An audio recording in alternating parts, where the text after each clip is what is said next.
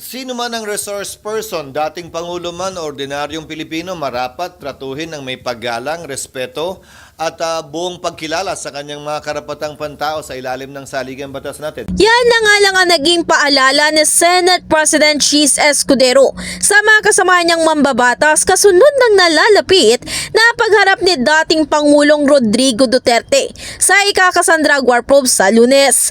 Ayon kasi sa mensahe ni Senador Ronald Bato de la Rosa sa Senate Media ay kinumpirma sa kanya ni Digong na dadalo ito sa pagdinig ng Senado kahit sino man ang manguna nito. Kaugnay ng hiling ni Escudero, una nang sinabi ni Senate Minority Leader Coco Pimentel na siyang nagcha-chair nito na Kasi ako, kung ayaw naman magsalita ng tao, tapos hindi naman pipilitin.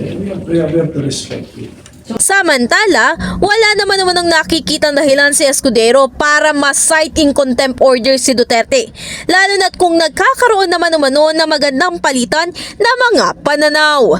In the heart of changing lives, ito si Brigada Ann Cortaz ng 105.1 Brigada News FM Manila, The Music News Authority.